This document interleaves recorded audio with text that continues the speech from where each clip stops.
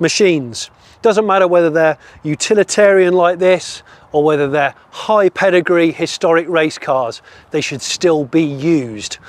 Well, that's the belief of the chap I've come to see today, Dave, who lives here in beautiful rural Gloucestershire. He owns some extremely expensive rally cars, historic vehicles, and instead of polishing them and mothballing them, he still competes in them and drives them as God intended, hard. This is going to be, I hope, a very special episode, car cave episode of the Late Break Show. I'm Jonny Smith.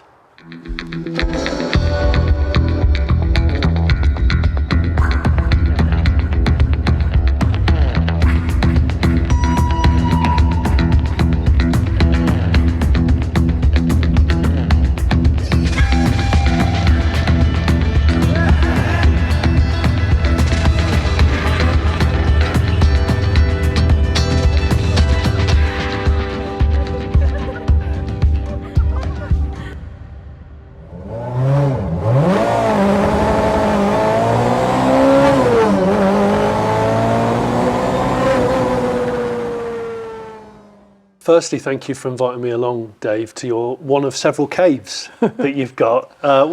This is an amazing shed. Run me through your brief history of your car life, because you've had a lot of cars that aren't here anymore that you've sold, perhaps crashed.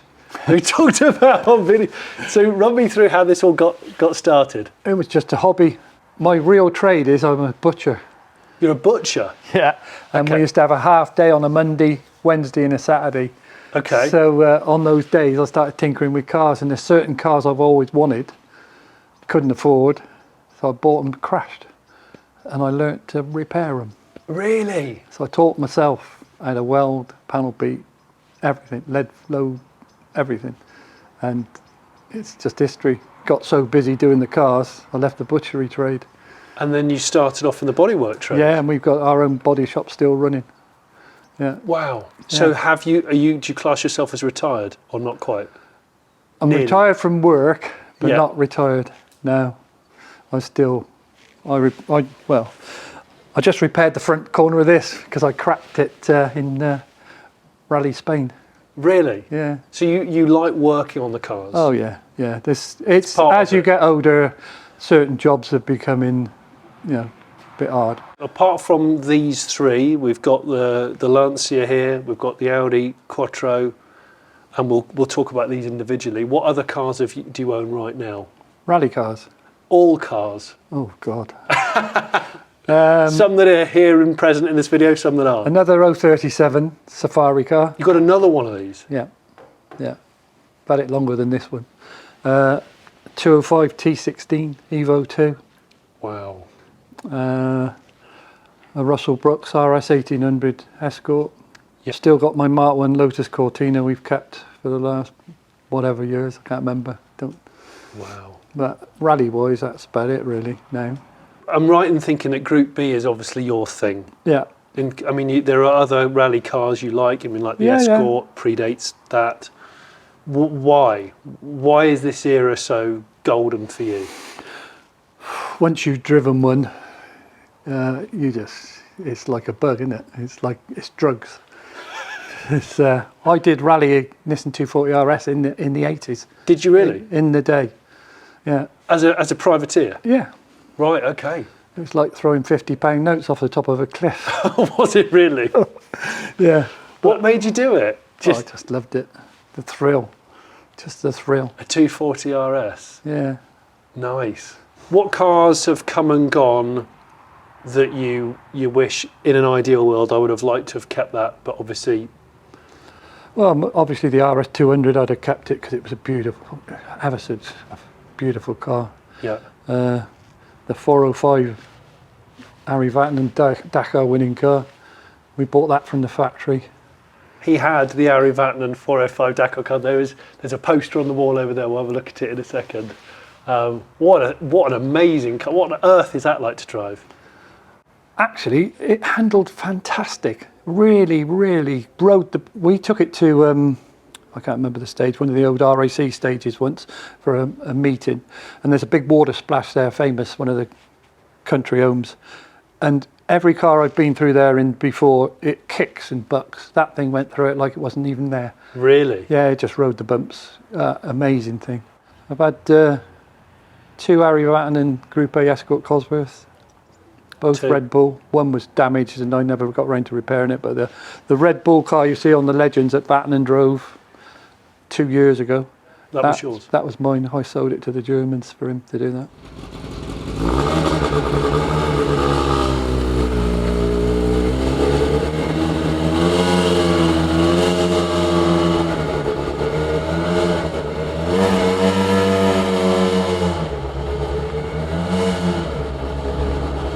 Right, Dave, the Lancia 037, there's a word here which might give the game away a little bit up here. It says Kenya, and you've got this huge bar. What on earth are you doing with this? How did you come to acquire this?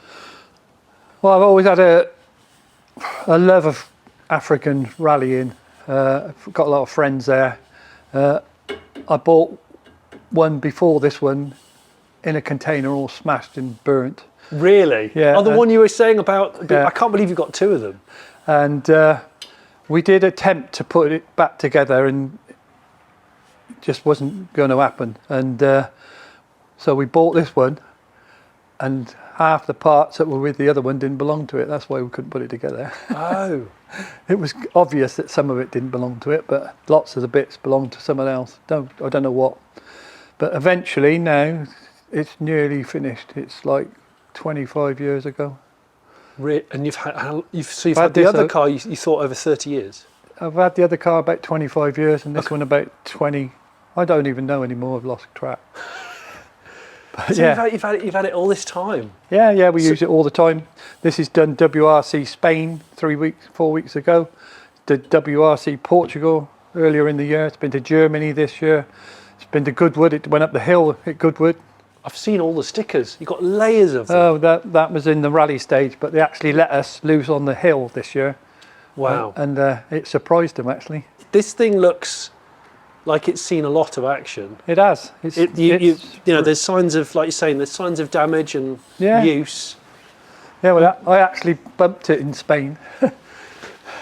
And your wife's navigating Yeah, for you. she was navigating. Yeah, she often navigates. What makes it so good to drive? I have never been out in one of these. Handling's fantastic. It's very forgiving. Brakes are brilliant. It's just a joy to drive. Is it? Yeah, it is. Out on the road in the 037, what a thing. We didn't have very long to film with it. The sun was against us and the audio was really hard to capture because it was deafening inside the cabin. But we thought we'd give you a little bit of footage to give you a flavour of what it's like. All I really know about the 037, Dave, is that the middle section, the cockpit we're in, comes from a Beta Monte Carlo. Correct. Red car. That's as far as I know. And I know there's a supercharged engine. Yeah, this is an Evo 2, Evo 1, Evo 2, and it means it's 2.1 litre, whereas the Evo 1's a 2 litre. Okay.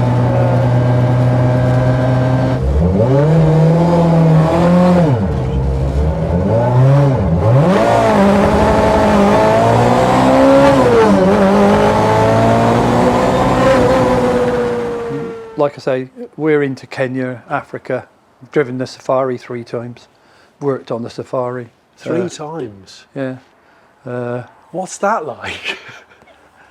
Awesome. Is it?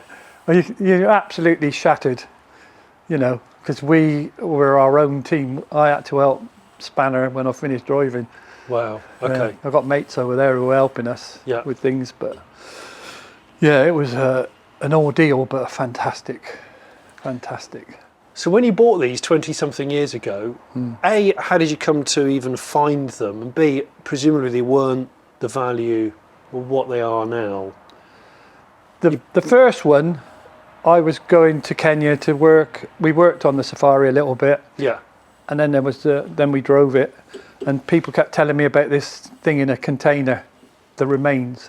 And we went and looked at it the first time, and when we went back 2 years later, it was still in the container. We tried to buy it, and I kept asking the locals to ask. And then some years later, they just rung up and said, if you transfer this money into this bank account, you can have it we'll get your mate Crispin, who's in Mombasa, to pack it up.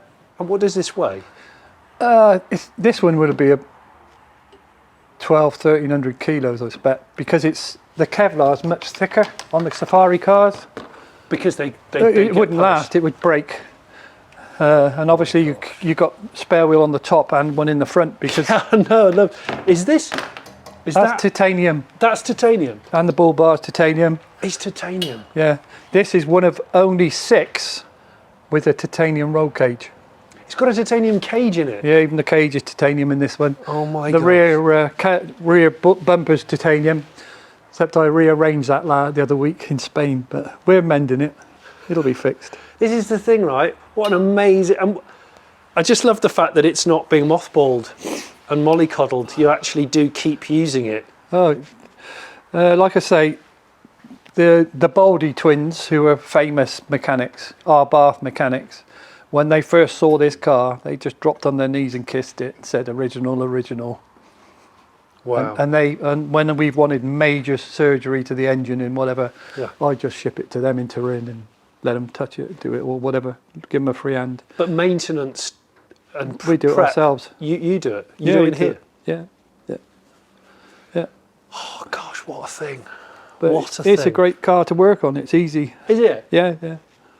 Well, it's been so reliable. It's been untrue. Touch wood. Oh my gosh, Lancia in reliable shocker. Yeah, it's only Amazing. And what's the provenance of this car? I mean, it's huge, being a specifically an Africa car. How successful was it in period? It won a lot of rallies in Africa. I don't know exactly which ones because I keep swapping the number plates, to be honest. There's a whole cluster. Have a look. They're on the back. Is it on the back? There's Yeah, like it's about got- 6 number plates. It's got its Italian plates, it's got its Kenyan plates, and it's got its English plates. And I've got all the paperwork for all that sort And of thing. they're all road legal, aren't they? These cars. Sorry? They're all road legal. That's road legal. Yeah. They're Yeah? all. It might be at a tax at the moment, but they're all MOT used. Everyone gets rallied somewhere in a year It's or so- within 18 months.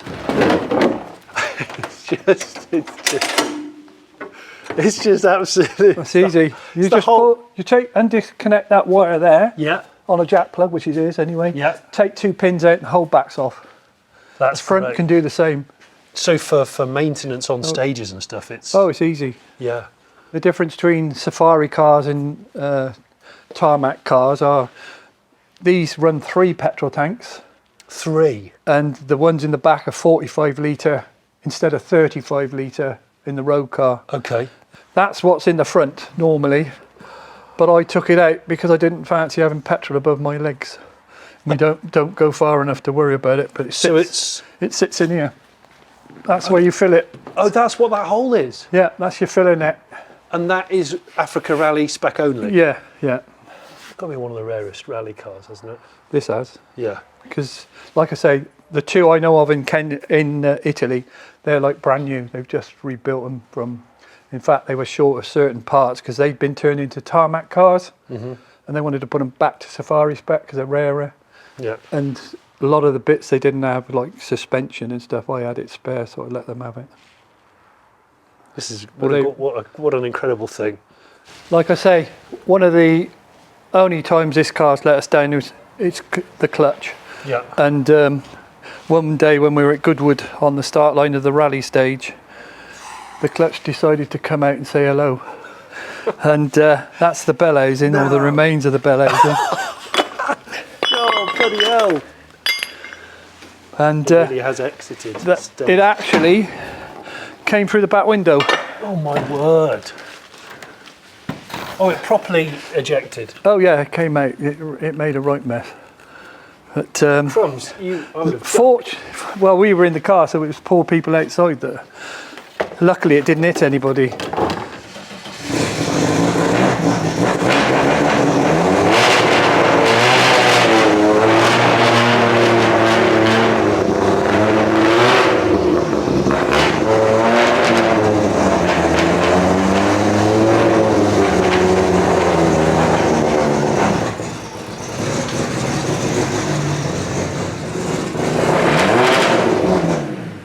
Oh, I remember ever since I was a primary school kid seeing these being rallied and hearing them and just going, oh my word, what an animal.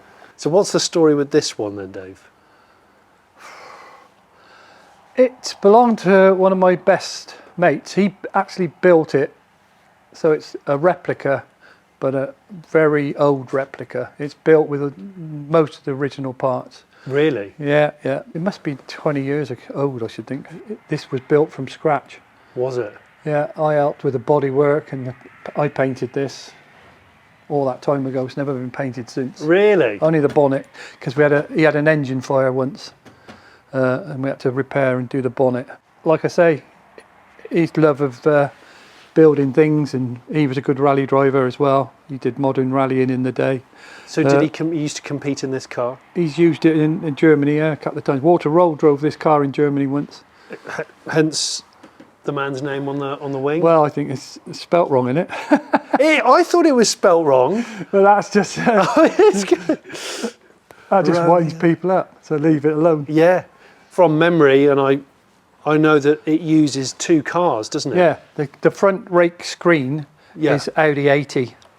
That's right, and this is Audi Coupe. Yeah. So you have to chop two cars up to make just the shell. Yeah, yeah. What's the drivetrain then? It is... Oh yeah, there's a couple of little bits of modern stuff on it, but it's proper alley blocked, original. And what does this drive like, Dave? Oh, every time you drive it, you know you're going, you just smile. Because I know they're fast, they've always been. Oh, it's awesome. Yeah. It does wheelies. People say when it changes gear, you can see it doing this. It rocks, doesn't it? Yeah. It does, yeah. And it's just awesome. You've got to treat it with respect. Yeah. But I love driving it. The proper one's got aluminium blocks, which is this one's got, to get the weight down. And the first versions had the strut top just there, right where you normally would. Yeah. But the later versions raked them back on this aluminium top mount, so that you could turn in better. So that's all original. We where the hell did all this? Where did you find all of that? Where do you find the aluminium block for this? Well, I've got another one down the shed. Have you really? Yeah. You got a spare one just in case. Oh, you have to, don't you? Do you compete in this now? Yep, now and again. Yeah. Yeah. And how much harder car to drive than the Lancia? Or just different? Just different, I think. It's not harder, but you better respect it a bit more. Right. It's, I've taken them both up Goodwood Hill, and they're both quick up the hill. This isn't for the faint-hearted, up by that stone wall. Oh gosh, no. But no, it went really well. I didn't think we would, but we were quicker than we thought. And it still looks in remarkable condition. I mean, that 10 years ago, this bit caught fire. Oh yeah, you were saying. You can just see on the top of that cover there, the lid, the burn marks. Oh yeah. But this bonnet was all burnt and buckled and bubbled, and it should have been thrown away. But that's when my friend was terminally ill. We'd been to the London Classic Car Show, and it caught fire there. And we had a job to put it out, but we put it out, and he was in hospital. We just said, look, we'll sort it. That's 11 years ago or so now. It's done some miles since. So he's no longer with us then? No, unfortunately, he died a few weeks later. His wife obviously had to get rid of some of the cars. He had several cars, and I just said, I'll buy them. I was very lucky to. So this is a car for life then for you? Oh yeah. Yeah. I've still got his driving gloves. I wear his driving gloves when I drive this. Do you? Yeah. I mean, I thought it was original. So did I've had Walter Roll's mechanic look at it at Goodwood a few years back, and he said, I'm not sure if this is real or not. Really? He said that. Right, and in here is the radiators, and everybody thinks the radiators are in the front, but they're not. There's no room, is there? No. That's your water radiator, and that's your oil cooler. Obviously, that's your bag tank. Yeah, and the dry sump system. So the bag tank's got like an armoured cover around it. So you don't puncture it. Drop something heavy on it. It's busy in there, isn't it? Yeah, very, very. There's a lot of engineering. Yeah. So you've met Walter, you've met Stig, have you? Yeah, I don't know him well, but you know. Met Michelle? Have you ever met Michelle Mouton? Not properly, no. She did run up to the door of the T16 once when we were on the RAC doing a demo. And she said, "Is this my old car? Is this my old car?" Oh, really? Yeah, I said no, but she still was excited. But Do you take this all over the place as well? yeah, This car? yeah.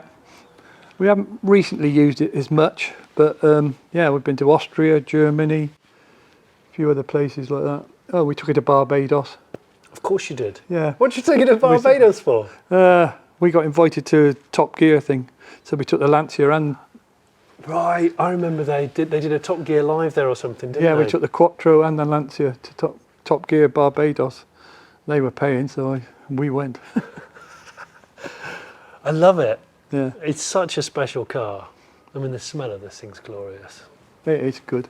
It's, Yeah. luckily, we've got a good spares package for it, Have you? because over the years you build it up. Like that Lancia there, and this probably, the values of them in the last 3 decades or whatever have just climbed and spiked. Does it not scare you or stop you from enjoying it as a motorsport car, or do you just go, it's still a vehicle, it's still a machine? I don't think of the price. I bought them to drive them. We've been offered silly money for that Lancia a while back, and I said no. As long as we've got enough money to pay for what we're doing, I bought it to drive it, and that's what we've done, and that's what we do. And That's not going to it's stop. not going in a museum, I'll tell you now.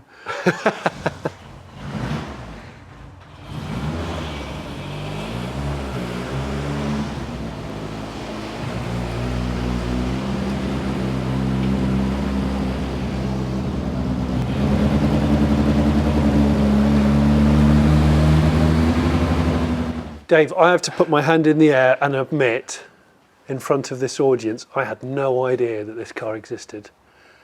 Yeah, It says here, Swedish Rally, 1993. yeah. Stig So- Blomqvist. Stig Blomqvist, nearly 30 years ago. Was this a concept? Was this like a prototype? What was the... It was a prototype. It was one of 2 Calibras. Yeah, They were trying the new X-Track 6-speed 4-wheel drive systems, with an Astra, and they just didn't carry on the development of the car because it was too big, too heavy. is that what it was? Yeah, when I spoke to them anyway, so that they moved on to the Astra for rallycross. Yeah. That's I think it was Mark Welsh or somebody like that, and it was very, very successful in the rallycross. It did good as a Calibra. So the drivetrain of this lived on as a rallycross Astra. Yeah, it was all developed. It's got the same drivetrain in a 185 Celica Toyota. Okay. It's all X-Track. It's exactly the same 6-speed. There will be some alterations over the years, but it was the first car to try all that. How interesting. It looks mega. I think it looks great. It is a beautiful car. Yeah. It's just too heavy to be really competitive. Yeah. The next generation would have had lighter glass, lighter weight panels, etc., etc. Alistair McRae had it after Stig, and he used it in the Asian Pacific Championships and did all right with it there. And when I spoke to him, I didn't even know he'd ever driven it till I spoke to his dad one day, and he just said it was just too heavy. Yeah. That's all that was wrong with it. Look at this. MST.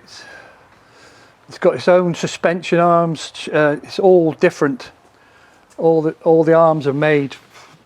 Somebody said it was Penske Racing made all the suspension for it. Right, okay. I've got all spares for it. So you bought, where did this car come from? Sweden. Oh, it came from Sweden. Yeah, I bought it in Sweden. Just saw it and thought, oh, I haven't seen one of them before. We'll have that. And then if we're just lucky. casually bought it. We need to go to the other shed. Yeah, Yeah, I think so. yeah.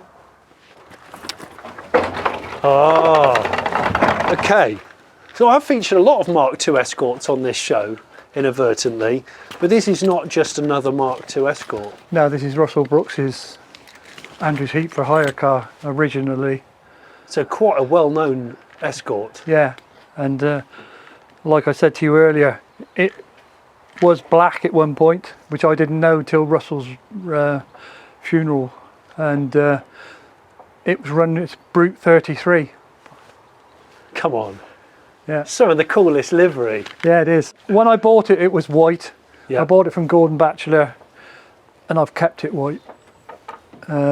We've rallied this in Australia, all over the place. You shipped this to Australia to rally it? Yeah.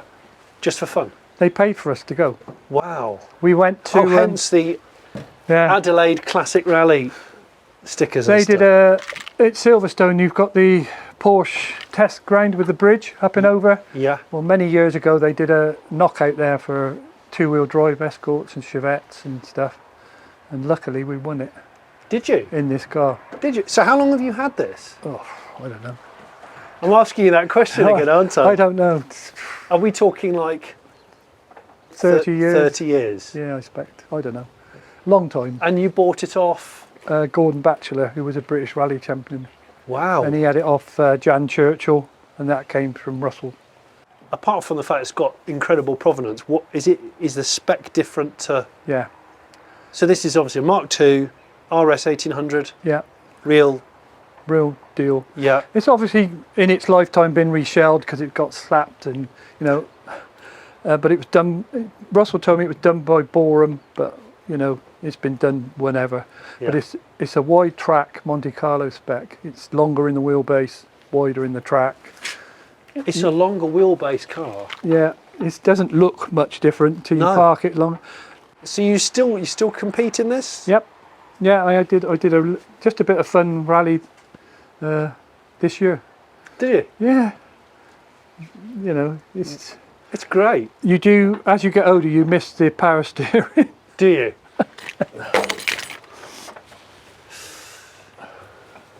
Nice. I was looking at those. Is it just rubber? Yeah, they're just rubber. They stop the water going in their electrics when you go through a water splash. The science. The science. Staring at the suspension, trying to work out if it looks different from here compared to a normal one. You talking about the different wheelbase and the different track.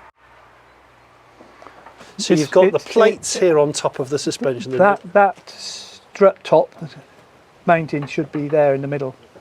Oh, of course, should be central to this plate. Yeah, central to the plate. And it's further forward and further out. Subtle. Surely like in Escort circles, this is like a pretty special car, right? Oh yeah, definitely. Yeah. Yeah, luckily we own it. But it's not for sale, it's never for sale. No? Nah. And you're going to keep using it? Oh yeah. We're in another shed, but this is the posh garage. This is not the farm building. This is the real garage. Yeah. Okay, really nice Cortina. Let's start with the Cortina. You said to me before I turned up that you've had this a while. Yeah, I don't even know how long. Of course you don't. No, I don't know. I never know, but 30, 40 years. Okay, a long time. This Cortina is the first one to go through the Eurotunnel. It went to the opening of the Eurotunnel. The opening of the Eurotunnel? Yeah, they invited 100 cars, 50 French, 50 English. Yeah. And this went for 1964. I've got all the paperwork. And we ended up in the Champs-Élysées in Paris, parked up, and black tie dinners. And you drove it all the way through, one of the first cars to drive through the Channel Tunnel. This was one of the first through the Channel Tunnel. How interesting. It's a real Lotus. Oh yeah. It's got a cage in it, so presumably... Yeah, we did a few, used to do bits and pieces with it years and years ago. Okay. One of the first rally cars sort of thing. So it's another one I used to use, but we did use this one, not as much. This is a Mark 1 obviously, yeah. But this is not yours. No, it belongs to one of my mates from Australia. You're babysitting this? Yeah. Okay. Yeah. So we won't talk about it in detail. Suffice to say that under the bonnet is the thing that you all want to see. It's a 2.5 Millington Diamond Series. Bloody hell. Sequential, everything. Okay, so an animal. Yeah. An absolute... He's never driven it yet. What? He's your mad friend from Australia? Yeah, he's gone off to America for a bit. Just looking after it for him till he comes back. I wish I had a mate with a Millington that just wanted me to look after it for a bit. Yeah. Goodness me. Yeah. Great car to have in the garage, but sadly not yours. Oh. So next, the only non-rally-ish car, Yeah, one of them. the Aston Yeah. DB7. Yeah. I know the bloke that drew this. Nice friend of mine, Ian. Tell me about this then, Dave. This is not like all the other cars you've got. No. I had one in 2000, Yeah. the normal straight six with a supercharger. Yeah. And the salesman came into our yard in this in 2002. And it's a V12, isn't it? Yeah. With sports exhaust. And it's, you know. And I thought, oh. And he said, you'd like that, wouldn't you? I said, yeah, I'll be down on Saturday and we'll swap. And I've had it 20 years. Wow. So did you buy it new? It was new, or it was a year and a bit old. okay? Yeah, 2002, late 2002 I bought it. Yeah. It has been neglected a little bit, but it's mega low mileage. Is it? 16,000 miles or something. I don't know. Oh, it's digital. I can't tell, but it does Yeah, but look. It looks really. It's done less taut. than 20,000 miles. This is the opposite of that Lancia Yeah, in the shed over there. yeah. We had one of the best holidays ever in this. Went touring all around the coast. Just a bit of music playing and stopping off at different places. Me and the Yeah. wife, and yeah, Out there on the drive, yeah. you've got. I'm guessing this is your parts chaser. You've got a Ranger with an enormous amount of bonnet damage. Oh, a It tree. looks like someone's dropped some scaffolding on We it. were cutting a tree down and it bounced like a pole vaulter and came up the road and landed on the bonnet. But yeah, that's our service truck from way back. Well, it belonged to Ford, and they used it for something. It didn't have the top on the back. It was about 3 months old, and somebody rang me up. It was when you couldn't buy a crew cab from Ford. They were new, brand new, the latest thing. Yeah. And they said it'd make a great service barge, so we bought it and used it ever since. Like I say, it's been to Australia, it's been to Greece on the Acropolis, it's been to Portugal. Oh and yeah, all rallying. the stickers. Yeah, that's There's what loads. service stickers from whatever year it was. So you've had that. You've had that for 20 years. Yeah, There's a pattern forming here, isn't there? yeah, we don't sell things. We will do the bonnet one day. Don't. Tells a story. Yeah, And actually, that's what this is about, isn't it? Dave's got some lovely farm buildings with some incredible cars that are obviously been with you a long time. yeah, we do keep some at work as well, luckily. And although they couldn't all be here today, we've hopefully shown you the pictures of the ones that couldn't be with us. But I hope you've really enjoyed this Car Cave episode of the Late Break Show. Big thanks to Dave for letting us into his little lair. And if you haven't already subscribed, why not subscribe? I'll put a link on the screen for the other car caves we've been to in the past. Thanks for watching. Thank you. If you support this channel via Patreon, I will give the high tier members a longer video of this road drive. Thanks for supporting.